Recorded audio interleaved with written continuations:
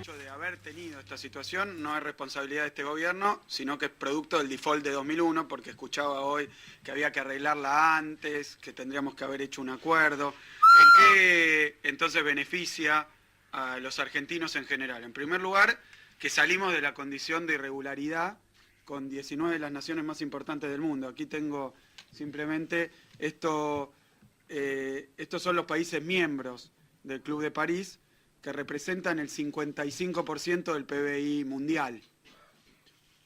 ¿Qué importancia tiene entonces? En primer lugar, que como tantas otras medidas que tomó el presidente Néstor Kirchner, la presidenta Cristina Fernández de Kirchner, paulatinamente, lentamente y responsablemente, en función de nuestras posibilidades, de manera tal que los arreglos que hacemos no comprometan, como fue en las épocas anteriores. Hoy estamos en otras condiciones. Esto no es hablar ni bien ni mal del Fondo Monetario, simplemente decir la verdad. Hoy el Fondo Monetario Internacional no le dicta las políticas a la Argentina. Desde el punto de vista de no sobreendeudarnos, de tener capacidad de pago, pero además de no condicionar una política económica que ha servido para que la Argentina creciera a tasas históricas. Era la palabra del ministro de Economía, Axel Kicillof, y tenemos el gusto de dialogar con el economista y profesor de la UBA, Daniel Nieto. Daniel, Adrián Bertoldi, de Bonito Cuelgue, te saluda. ¿Cómo estás? Hola Adrián, ¿cómo te va? Buen día. Bien, Daniel, la pregunta es ¿qué significado tiene el acuerdo que llegó la Argentina con el Club de París? Me parece que hay dos significados. El primero es una suerte de vuelta en U histórica del equipo de gente, del ministro y del equipo de gente que lo acompaña en su gestión en este gobierno desde el 2010, cuando ingresó en Aerolíneas, alguna de su gente se colocó en el Ministerio de Economía y en otros organismos, y sobre todo a partir del 2012 y del 2013, cuando fue ganando en poder, Kicillof era una de las personas que le encontraba contradicciones fuertes a este modelo económico, desde cuando ya polemizaba con Roberto Lavagna en el 2006 y en el 2011, cuando discutía con otros economistas. Y él, tenía como todo argumento para resolver las contradicciones mayor Estado y planificación. Y termina, buscando un entendimiento con el sector financiero internacional para poder volver a colocar deuda, ya sea para infraestructura como para también renovar deuda vieja. Entonces, el primer significado es una suerte de reconocimiento histórico de que el ministro estaba ahorrado en sus cuestionamientos anteriores, a este tipo de estrategias. Y el segundo significado es que efectivamente la Argentina deja la política de desendeudamiento para, ya no es más sustentable pagar con reservas los compromisos asumidos de deuda pública, y por lo tanto vamos a volver a hacer lo que durante tanto tiempo hacíamos antes de ingresar en el default, que era pagar los intereses y renovar el capital para poder tener mayores grados de libertad en la política doméstica, siempre y cuando después eso no se transforme en una bola de nieve que nos vuelva a llevar a un nuevo default. Eso, va a depender de cómo manejen las futuras administraciones la economía del país. Daniel, para la gente que no conoce tanto, ¿cómo están estipulados los plazos de pago con el Club de París? Lo va a pagar el próximo gobierno, ¿no? Y aproximadamente de la deuda que queda finalmente reconocida y consolidada con el Club de París, que es en torno a los 9.800, 10.000 millones de dólares, aproximadamente el 85-90% va a ser pagado por el próximo gobierno y una parte por el que le siga al próximo gobierno. Bien. Sí, Daniel, te quería preguntar porque el gobierno lo que utilizó como una espada a favor, dice, bueno, de las negociaciones no formó parte del FMI. Quería saber tu postura al respecto. Mira, yo creo que eso es una discusión bastante deportiva en relación a la situación económica, financiera que tiene el país. En su momento yo, por ejemplo, estuve de acuerdo en el pago al contado al FMI, porque me parecía que el costo de estar permanentemente en una discusión con el fondo en torno a la política económica era mayor al de pagar y no tener más los condicionamientos del Fondo Monetario. pero lo cierto es que a partir de que la Argentina realizó ese episodio, a partir de ahí podía haber establecido una relación con el FMI como la que tienen inclusive los países centrales, a los cuales el fondo les condiciona poco su política económica. El fondo le condiciona la política económica, financieramente dependen del fondo, como el sur de Europa o América Latina en los 80 y en los 90, no a los países que tienen, digamos, su economía financieramente sólida. Y el caso de la Argentina hasta hace un año atrás era eso. A partir de ahora me parece que no, digamos que de nuevo va a empezar a ser un problema externo, porque en la medida que la Argentina empieza a reconocer las deudas que le habían quedado pendientes de default, su stock de deuda sobre PBI y su flujo de pagos anuales por intereses empieza a demandar la necesidad de mirar qué pasa con la tasa de interés internacional y qué piensa el financiero de nosotros.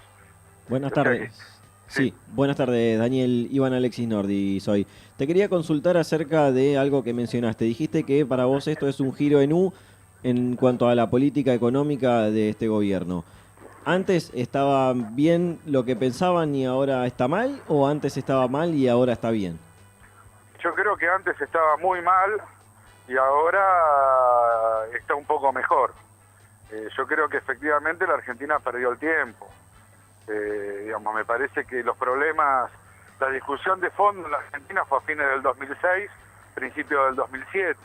Ahí ya teníamos tensiones inflacionarias, empezaba a expresarse esa contradicción insoslayable del capitalismo argentino, que son sus expectativas igualitarias versus la productividad de su economía.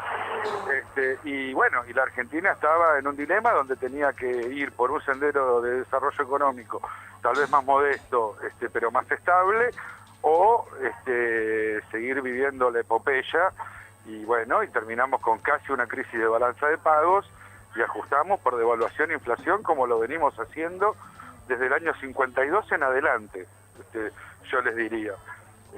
Y los populismos argentinos tradicionalmente resuelven esta contradicción dando vueltas en U, como la que dio Perón en su momento, y como la que está dando el kirchnerismo ahora. Entonces yo en ese sentido creo que el gobierno se equivocó en su política económica del 2008-2009 en adelante, y que para evitar irse antes el gobierno de Cristina Kirchner hace un giro pragmático, que la astucia de la historia lo ubica a Kicillof en ese lugar. ¿Crees que fue positiva la renegociación? Hablaste un poco de la posibilidad que se renueva del país de volver al endeudamiento, perdón, de volver al endeudamiento, pero también esto acarrea un apoyo a que se puedan suceder inversiones extranjeras en el país a través de créditos del Club de París a las empresas que quieran invertir. Sí, exactamente, digamos. Me parece que a partir de ahora la Argentina tiene la oportunidad de estar más cerca de los países de la región y más lejos de Venezuela. Yo en ese sentido no tengo una mirada bolivariana sobre las perspectivas económicas de la Argentina, ni tengo una mirada marxista sobre las posibilidades de desarrollo económico por fuera de un régimen de propiedad privada. Por lo tanto, desde ese punto de vista saludo la vuelta en U del gobierno. Ahora, no dejo de mencionar que es una vuelta en U, y por lo tanto discuto el lucro cesante de estos 5 o 6 años, y no me alcanza desde el punto de vista, si se quiere, de la ética, justificar este gobierno porque ahora da una vuelta en U. Estamos hablando. ¿Entiendes lo que digo? Sí, perfecto, Daniel. Estamos hablando con Daniel Nieto, economista, profesor de la UBA. Daniel, la última de mi parte. ¿Qué opinás de la renegociación en cuanto a los montos y a las condiciones de pago respecto a lo que se debía y a lo que se va a pagar? Y es un trago amargo, ¿no? Me parece que teníamos registrado que eran 6.000 y pico de millones, eran 2.000 los que teníamos en default en el año 2001, y después de 12 años de fulbito con las relaciones económicas internacionales, terminamos reconociendo 10.000 a pagar en 5 años, con un mecanismo inteligente, me parece a mí, que es que pagamos un mínimo, pero tenemos más plazos si vienen menos inversiones de esos países al país, y por lo tanto ahí hay un grado de flexibilidad razonable. el ministro ha dicho que digamos que los vencimientos se acomodaron de tal manera de que nos queden parejitos para los próximos años. Y bueno, en ese sentido ahí está, digamos, uno opinando desde la vereda, le cuesta, digamos, saber si se negoció bien o mal, porque en definitiva hay información que uno no tiene. Ahora, vuelvo a repetir lo mismo, de la bravuconada argentina, de que pagábamos con reservas, de que teníamos un desarrollo económico, mercado internista y soberano, a este nuevo escenario. Bueno, digamos, me parece que son esas dos cosas, un reconocimiento de los errores del pasado y una vuelta no pragmática para evitar terminar de dilapidar este capital político por una crisis de balanza de pagos. Yo creo que en ese sentido, digamos, están actuando con un pragmatismo típico por el otro lado del Partido Justicialista, que, digamos, yo soy lo suficientemente viejo como para acordarme de la campaña electoral del 89, donde había un pejotismo que venía por el salariazo, la revolución productiva, que abrazaba la bandera sandinista y que cuestionaba la partidocracia liberal, y era liberación o dependencia, y concitó el apoyo de muchísimas expresiones de la izquierda, del 89, el Partido Intransigente, el Partido Comunista Revolucionario, o para mencionar algunos, y bueno, y después ponen a la UGEBORN a manejar la economía, Cavallo la Cancillería, convertibilidad, ajuste estructural, reformas liberales. Me parece que el changüí de la Argentina post-default, de los salarios baratos en dólares, capacidad ociosa, de los términos del intercambio favorables, se terminó, y por lo tanto, bueno, el peronismo es esos giros pragmáticos, revestidos de retórica